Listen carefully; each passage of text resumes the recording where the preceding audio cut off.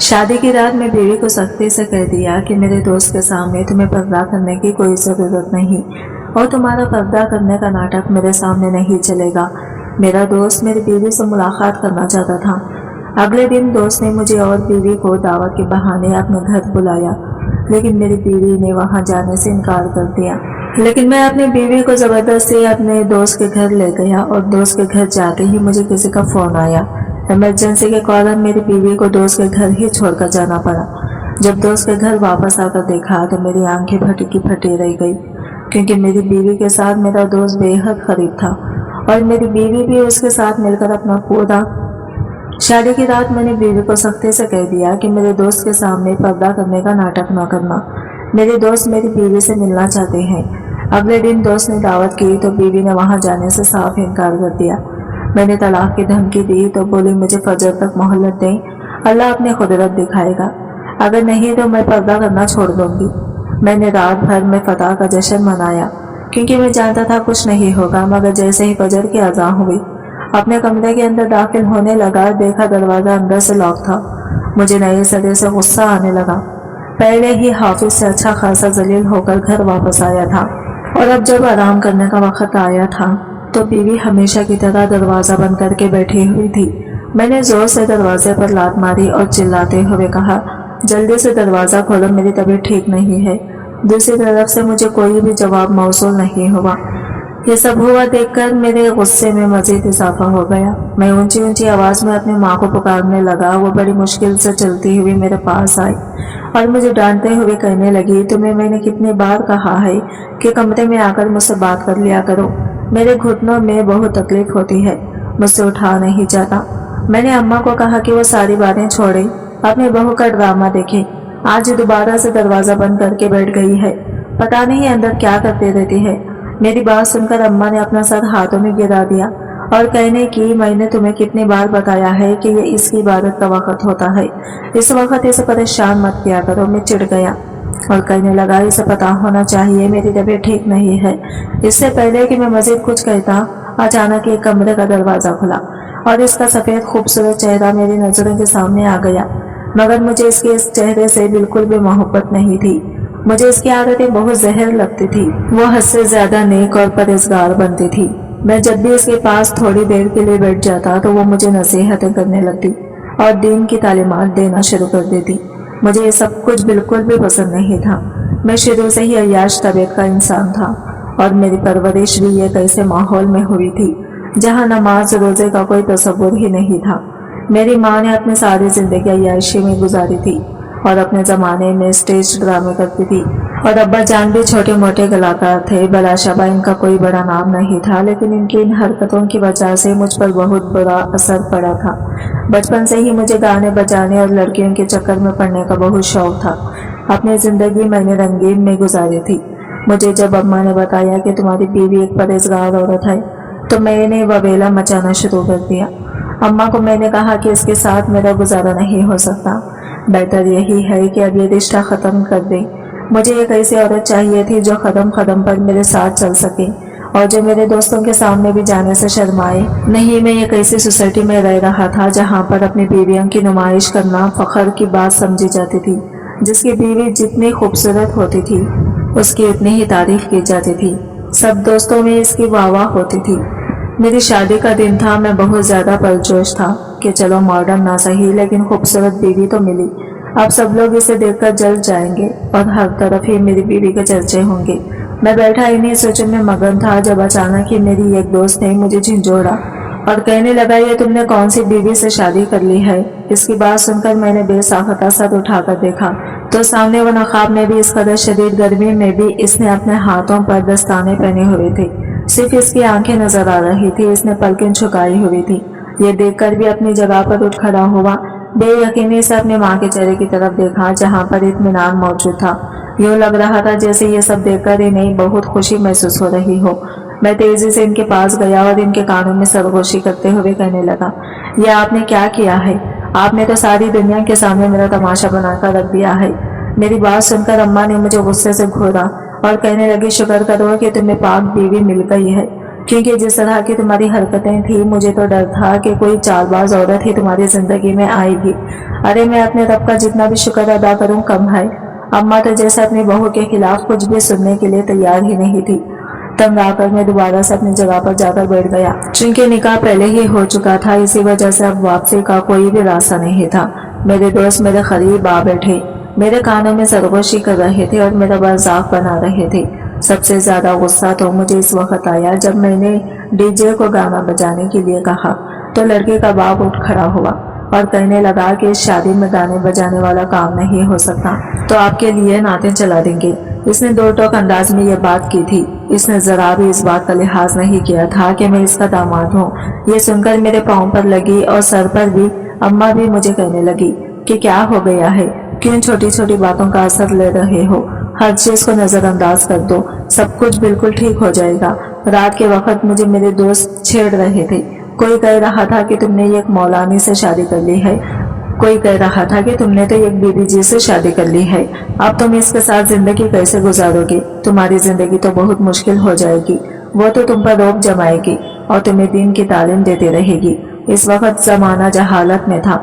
मुझे इस तरह की बातें सुनकर शर्मिंदगी महसूस होती थी। कुछ ही अरसे के बाद जब मुझ पर हकीकत आश्कार हुई तो इसके बाद मैं सुधरा गया, लेकिन वो वक्त मेरे लिए बहुत मुश्किल था। मुझे लग रहा था कि वाकई वो ठीक कह रहे हैं, अब तो मेरे लिए जिंदगी गुजारना ही मुश्किल हो जाएगा। अचानक ही एक दोस्त मुझे कहने लगा कि तुमने तो कहा था कि तुम्हारी बीवी बहुत खूबसूरत है, कहीं वो काली और बदसूरत तो नहीं, इसी वजह से तुमने इसे छुपाया हुआ था।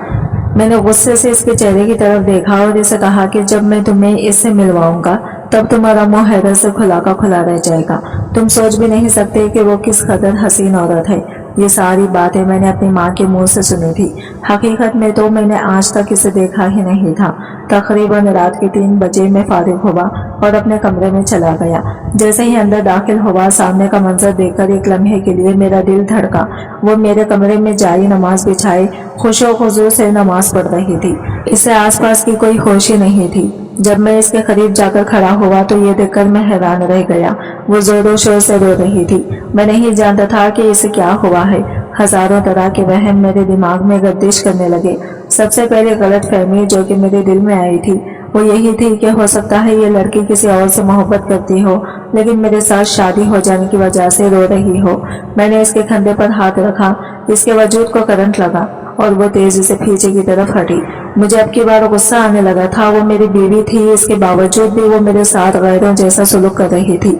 मैंने गुस्से से इसके बाजू पकड़ी और इसे झटकते हुए कहा ये क्या तरीका है, मैं कोई पराया मर्द नहीं हूँ जो मुझसे दूर भाग रही हो, और ना ही मैं तुम्हें जबरदस्ती अपने साथ लाया हूँ। सब लोगों के सामने तुमसे निकाह किया था और इसके बाद तुम्हारे घर वालों की मर्जी से रुखसती हुई है। खबरदार जो दोबारा भी मेरे साथ इस तरह का सुलूक किया। मेरा दिमाग एकदम ही गुस्से से घूम गया था। मुझे इसका ये अंदाज बिल्कुल भी पसंद नहीं आया था। वो शर्मिंदा नजर आने लगी और मुझे कहने लगी माफ कर दे, गलती हो गई है। मैं अपने ख्यालों में गुम थी, इसी वजह से खौफज़दा हो गई। अब की बार मैं हंसने लगा और इसे कहने लगा कि अगर तुम्हें किसी और से मोहब्बत थी तो क्या जरूरत थी मुझसे निकाह करने की। एक तो तुमने अपनी जिंदगी बर्बाद की, इसके साथ साथ मेरी जिंदगी को भी किसी काबिल नहीं छोड़ा। वो बेयकीनी से मेरे चेहरे की तरफ देखने लगी और कहने लगी आपको किसने कहा है कि मैं किसी और से मोहब्बत करती थी। माजी नहीं, मेरा सामना कभी भी किसी मर्द से नहीं हुआ। आप मेरी जिंदगी में आने वाले पहले इंसान हैं। मैंने हाथ उठाकर इसे खामोश रहने का इशारा किया और इसे कहा कि यह बात हर लड़की ही कहती है। अब मैं इन बातों पर यकीन नहीं करता। मैं कोई छोटा बच्चा नहीं हूँ जो तुम्हारी बात मान लूंगा। जैसा आजकल का दौर है, ये यकीन करना मुश्किल है कि किसी लड़की का माजी में चक्कर न रहा हो। मैं इस वक्त इंतहाई बेदर्दी से इसके किरदार पर वार कर रहा था। इस बात से बिल्कुल अनजान होकर वो एक पाक दामन लड़की है। अब की बार इसने अपने कानों पर हाथ रख लिया। मुझे लग रहा था कि ये ड्रामा कर रही है। मैंने इसे कुछ भी नहीं कहा और खामोशी से फ्रेश होने के लिए वॉशरूम चला गया। जब बाहर आया तो वह ही बिस्तर पर ही बैठी हुई थी। मुझे देखकर उठ खड़ी हुई और मेरे पास आते हुए कहने लगी आज आपने मुझसे ये बात कर दी है, लेकिन दोबारा कभी इस तरह की बात न कीजिएगा, क्योंकि आप मेरे माजी के बारे में कुछ भी नहीं जानते। बगैर किसी चीज का इनकार रखे आप बोले चले जा रहे हैं। میں اپنے کردار پر دوبارہ آپ کو انگلی اٹھانے کی اجازت نہیں دوں گی۔ اس نے دو ٹوک انداز میں یہ بات کہی تھی۔ میں نے بھی ہاتھ جھلا کر اس کی بات ٹال دی۔ صبح جب میری آنکھ اس کی آواز پر کھلی، میں نے دیکھا وہ قریب ہی کھڑی تھی اور زور زور سے میرا کندھا ہلا رہی تھی۔ مجھے کہنے لگی کہ جلدی سے اٹھ کر نماز پڑھ لے، فجر کا وقت نکلا جا رہا ہے۔ مجھے نماز پڑھے نہ جانے کتنے سال گزر گئے تھے، اب تو مجھے یاد ہی نہیں تھا کہ آخری بار میں نے کب نماز پڑھی تھی۔ میں نے اس کا ہاتھ جھٹکا اور غصے سے کہا کہ مجھے سونے دو، میری طبیعت ٹھیک نہیں ہے۔ وہ دوبارہ سے مجھے اٹھانے لگی اور کہنے لگی کہ نماز کے معاملے میں کسی بھی قسم کا کوئی بہانہ نہیں چلتا، آپ کو پڑھنی ہی ہوگی۔ وہ میری کوئی بھی بات سننے کے لیے تیار ہی نہیں تھی۔ میں ایک ایسا انسان تھا جو ہمیشہ اپنی مرضی کے مطابق زندگی گزارتا تھا۔ کسی کی مداخلت مجھے پسند نہیں تھی، اور اگر کوئی میری زندگی میں ذرا سا بھی دخل اندازی کرنے کی کوشش کرتا تھا تو میرے سے گھوم جاتا تھا۔ اس وقت بھی ایسا ہی ہوا۔ میرا پارا دماغ غصے سے ہائی ہو گیا۔ میں اپنے بستر پر اٹھ بیٹھا اور غصے سے اس کا چہرہ دبوچتے ہوئے کہا، خبردار جو دوبارہ بھی تم نے میری اجازت کے بغیر مجھے اٹھانے کی کوشش کی۔ جب میں تمہیں ایک بار کہہ رہا ہوں کہ مجھے سونے دو تو اس کا صاف مطلب یہ ہے کہ میں نے دوبارہ تمہاری یہ منحوس آواز نہیں سننی، اور یہ تبدیل کسی اور گھر میں جا کر کرو۔ مجھے تبدیل کرنے کی تمہیں کوئی بھی ضرورت نہیں ہے، میں جیسا ہوں ویسا ہی رہوں گا۔ یہ کہہ کر میں نے اسے پیچھے کی طرف دھکا دیا۔ وہ زمین پر گر پڑی ہو، اس کا سر زور سے زمین سے ٹکرایا تھا۔ آواز اچھی خاصی تھی، یہ اندازہ ہو گیا تھا کہ اسے تکلیف پہنچی ہے، مگر مجھے اس کی کسی بھی تکلیف سے کوئی فرق نہیں پڑتا تھا۔ میں دوبارہ دوسری طرف کروٹ کر کے سو گیا۔ 15 منٹ ہی گزرے تھے کہ مجھے رونے کی آواز سنائی دینے لگی۔ وہ سسکیاں لے کر رو رہی تھی۔ میں نے اپنے کانوں میں انگلیاں دے دی، مگر اس کے باوجود بھی آواز مسلسل آ رہی تھی۔ میں بیزاریہ سے اٹھ بیٹھا اور اس کے سامنے ہاتھ جوڑتے ہوئے کہا، خدا کا واسطہ ہے بی بی، مجھ پر رحم کرو، مجھے سونے دو، کیونکہ جس دن میری نیند پوری نہیں ہوتی اس دن مجھے بہت غصہ آتا ہے۔ کہیں ایسا نہ ہو کہ میں دوبارہ سے تمہیں تکلیف پہنچا دوں۔ اس نے زخمی نظروں سے میرے چہرے کی طرف دیکھا اور مجھے کہنے لگی کہ اگر آپ شادی کرنے کے قابل نہیں تھے تو کیوں آپ نے میری زندگی برباد کی؟ آپ کی بات تو میرا دل کیا کہ اس کو اٹھا کر کسی ایسی جگہ پر پھینک دوں جہاں سے اس کی واپسی ناممکن ہو جائے۔ وہ مجھے ایک ناکارہ انسان کہہ رہی تھی۔ میں ویسا بھی الٹے دماغ کا مالک شخص تھا، سیدھی بات کا بھی ہمیشہ الٹا ہی مطلب نکالتا تھا۔ سونے پہ سہاگا، مجھے بیوی بھی ایسی ملی تھی جو معنی غیظ باتیں کرتی تھی۔ اس وقت میں حلق کے بلا چلایا اور اس سے کہا کہ ابھی اور اسی وقت میرے کمرے سے دفع ہو جاؤ، اب دوبارہ میں تمہارا چہرہ نہیں دیکھنا چاہتا۔ اگر تم نے میرے سامنے آنے کی کوشش کی تو میں تمہیں جان سے مار دوں گا۔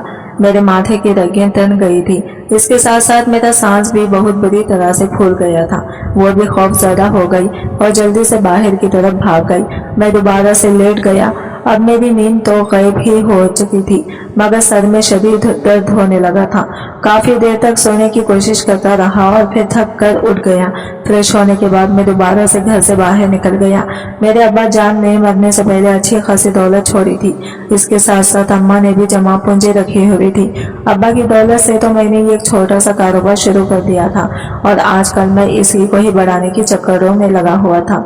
مجھ پر میرے رب کا بہت کرم تھا، میں جس کام میں بھی ہاتھ ڈالتا تھا وہ تکمیل تک پہنچ جاتا تھا۔ اگر میں یہ کہتا کہ میں مٹی میں ہاتھ ڈالتا وہ سونا بن جاتا تو اس میں کچھ بھی غلط نہ ہوتا تھا۔ میری اماں نے اپنی زندگی کے 50 سال عیاشی میں ہی گزارے تھے، ہر طرح کا فیشن کیا تھا، مردوں کے ساتھ دوستیاں رکھی تھی اور اس کے علاوہ گھومی پھری تھی، مگر جیسے ہی انہوں نے میری شادی کی اس کے بعد وہ تبدیل ہو گئی۔ انہوں نے اب گھر کے اندر رہنا شروع کر دیا تھا۔ میں ہر وقت اس کے ہاتھ میں تسبیح دیکھتا تھا یا پھر انہیں چائے نماز پر بیٹھا ہوا دیکھتا تھا۔ میں ان کا مذاق بناتا تو وہ پھیکے سے انداز میں مسکرا دیتی اور مجھے کہہ دیتی کہ تمہارے مذاق بنانے سے مجھے کوئی بھی فرق نہیں پڑتا، میں تو اپنے رب کی شکر گزار ہوں جس نے مجھے ہدایت دے دی ہے۔ اگر مجھے اس عمر میں بھی ہدایت نہ ملتی تو شاید میرا انجام بہت برا ہوتا۔ اس کے بعد وہ میری بیوی کا نام لیتی ہے اور اس کی تعریفیں شروع کر دیتی کہ وہ بہت سی اچھی اور نیک بچی ہے جو سارا وقت ہی اپنے رب کی عبادت میں لگی رہتی ہے۔ اماں مجھے بتاتی تھی کہ میری بیوی ہر وقت ہی جائے نماز پر بیٹھی روتی رہتی ہے۔ یہ سب سن کر بھی میرے دماغ میں عجیب خیال جنم لینے لگے۔ میں یہی سوچا تھا کہ اس نے اپنے زندگی میں کوئی بہت بڑا گناہ کیا ہوا ہے جس کو بخش پانے کے لیے اب وہ دن رات روتی ہے۔ ایک بار میں نے اس سے اس بارے میں پوچھنے کی کوشش کی تو اس نے میری بات ٹال دی۔ خیر مجھے بھی اس کے وجہ سے دلچسپی نہیں تھی۔ چند دن مزید گزرے تو میرا سامنا اپنی ایک کلاس فیلو سے ہوا جو کسی زمانے میں مجھ پر لٹو تھی اور آج بھی وہ مجھے اسی طرح سے ہی پسند کرتی تھی، مگر اس کی بدقسمتی یہ تھی کہ اس کی شادی ہو چکی تھی اور وہ پہلے کی طرح اپنی محبت کا اظہار تو نہیں کر سکتی تھی، لیکن پھر بھی باتوں ہی باتوں میں وہ اکثر مجھے اپنے گھر آنے کا بھی کہتی تھی، مگر مجھے اس سے کوئی خاص لگاؤ نہیں تھا۔ میں ان لوگوں کی طرف متوجہ نہیں ہوتا تھا جو لوگ مجھ پر توجہ دیتے تھے، بلکہ میں ان لوگوں پر فدا ہوتا تھا جو لوگ مجھے نظر انداز کرتے تھے۔ وہ مجھے بازار میں ملے تھے، کہنے لگے کہ سنا ہے کہ تمہاری شادی ہو گئی ہے اور ایک بہت ہی نیک بیوی سے ہوئی ہے۔ احسان مجھے کہہ رہا تھا کہ وہ بدصورت ہے، اسی وجہ سے تم اسے سب سے چھپا کر پھر رہے ہو۔ احسان کا نام سن کر میں نے غصے سے دانت پیسے اور اس سے کہا کہ ایسا کچھ بھی نہیں ہے، تم بہت اچھی طرح سے جانتی ہو کہ وہ انسان مجھ سے کتنا جلتا ہے، وہ برداشت ہی نہیں کر سکتا کہ میں خوش رہوں۔ اچھا اگر ایسی بات ہے تو پھر مجھے دکھاؤ نا اپنی بیوی کی تصویر، میں بھی تو دیکھوں کہ وہ کتنی پیاری ہے۔ اس کی بات سن کر میں ایک دم ہی خاموش ہو گیا۔ میرے پاس اپنی بیوی کی ایک تصویر بھی موجود نہیں تھی۔ جب میں نے اسے بتایا تو وہ ہنسنے لگی اور کہنے لگی کہ میں مان ہی نہیں سکتی۔ اس کے بعد اس نے مجھے ہنستے ہوئے کہا کہ میں تمہاری دوست رہی ہوں تقریباً 3 سالوں تک، اور اس دوران ہر روز ہی تم میری تصویریں بناتے تھے۔ ہم دونوں کی ایک ساتھ نہ جانے کتنے تصویریں ہیں، یہ کیسے ہو سکتا ہے کہ تم نے اپنی بیوی کی کوئی تصویر نہ بنائی ہو؟ یقیناً وہ میری اس عادت سے بہت اچھی طرح سے واقف تھی۔ میں اپنا سر کھجانے لگا۔ اب میں اسے کیا بتاتا کہ مجھے اپنی بیوی سے بہت چڑ ہے، اسے دیکھ کر ہی مجھے غصہ آنے لگتا ہے۔ یہ ساری باتیں اس کے سامنے کر کے میں اپنے دوستوں کو مذاق بنانے کا موقع نہیں دینا چاہتا تھا۔ میں نے اسے ہنستے ہوئے کہا، دراصل میری بیوی بہت شرمیلی ہے اور وہ اس طرح کے کام نہیں کرتی۔ تم میرے ساتھ میرے گھر چلو، میں اپنی بیوی سے تمہاری ملاقات کرواتا ہوں۔ وہ بھی میرے ساتھ چلنے کے لیے تیار ہو گئی۔ تھوڑی ہی دیر بعد اسے لے کر میں گھر کے اندر داخل ہوا۔ میں نے دیکھا کہ کوئی بھی موجود نہیں تھا۔ میں حیران رہ گیا اور سوچنے لگا کہ سب لوگ کہاں پر چلے گئے ہیں۔ اپنے کمرے میں کوئی نہ ملا تو اماں کے کمرے میں چلا گیا۔ وہ لیٹی ہوئی تھی، یقیناً سو رہی تھی۔ میں نے انہیں جگایا اور اپنی بیوی کے بارے میں پوچھا۔ وہ بھوکلا کر اٹھ بیٹھی اور مجھے کہنے لگی، ارے صبح تو وہ گھر پر ہی موجود تھی، پتہ نہیں اب کہاں پر چلی گئی ہے۔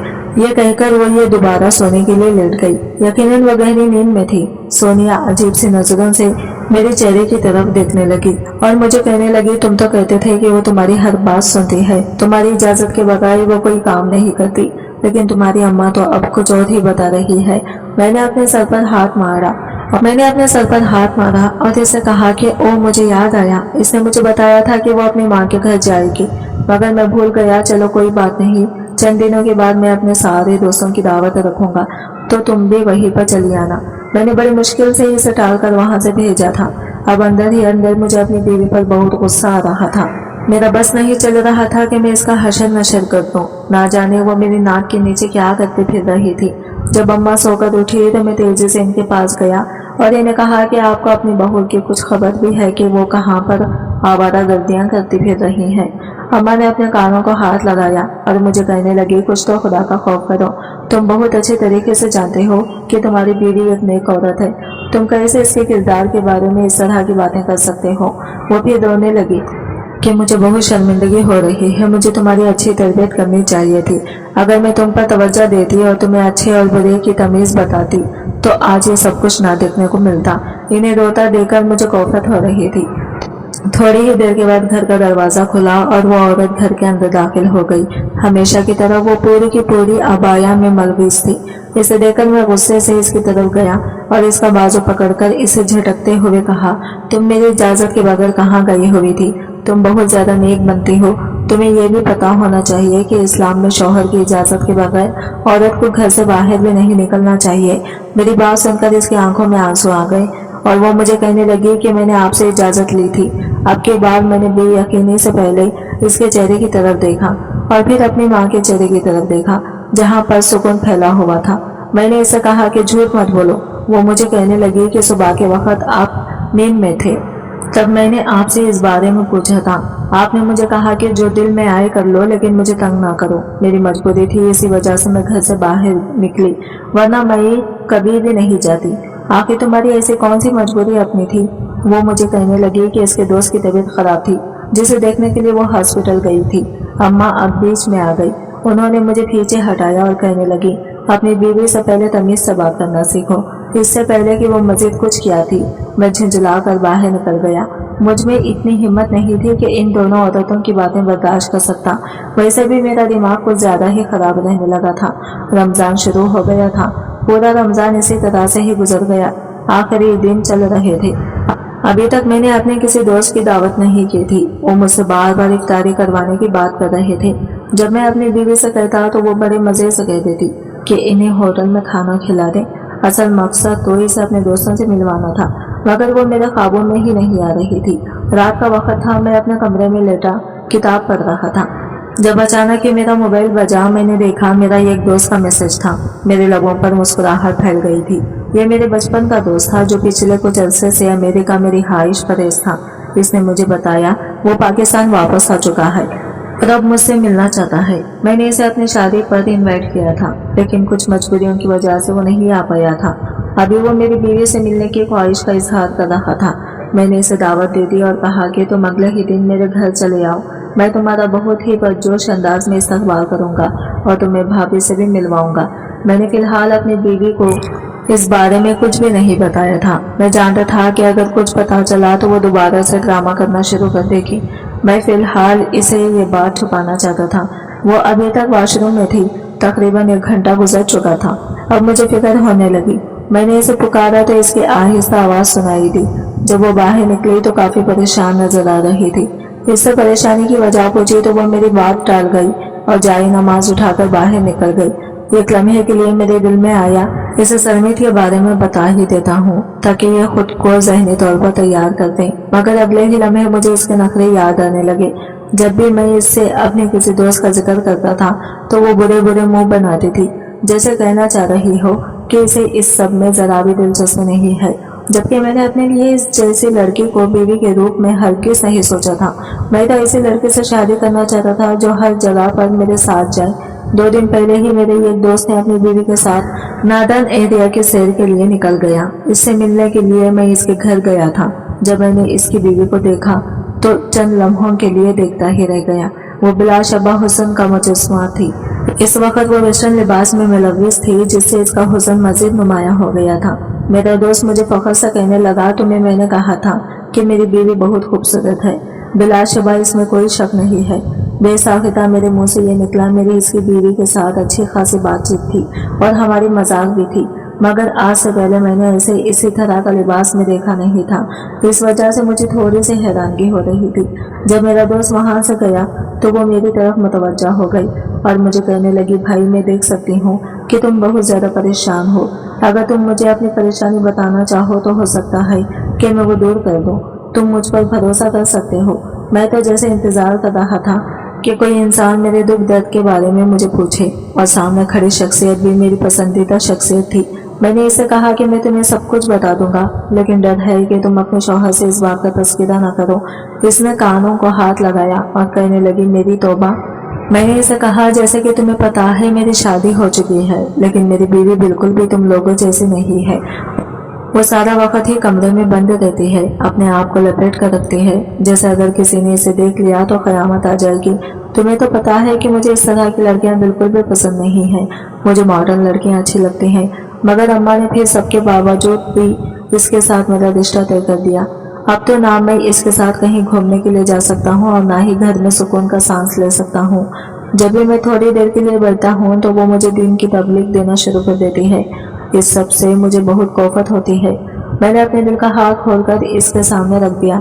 وہ چند لمحوں کے لیے خاموش ہو گئی اور پھر اسرار انداز میں مجھے کہنے لگی کہ آپ کو اس بارے میں پتا ہے کہ بعض اوقات چیزیں جیسے نظر آتی ہیں وہ ویسے نہیں ہوتی۔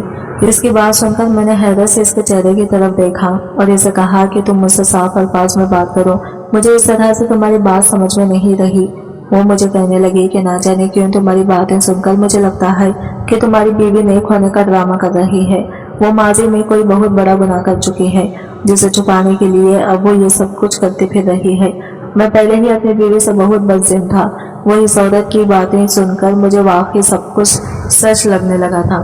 میں نے اسے کہا کہ اب میں اس سب سے کیسے پردہ ہٹاؤں۔ وہ مجھے کہنے لگی کہ تمہیں پردہ ہٹانے کی ضرورت نہیں ہے، تم بس اسے اس زندگی میں ایڈجسٹ کرنے کی کوشش کرو، کیونکہ کوئی انسان لمبے عرصے تک ڈرامہ نہیں کر سکتا۔ تم بار بار اسے اپنی مرضی کے کام کرنے کے لیے مجبور کرو گے تو وہ مجبور ہو ہی جائے گی۔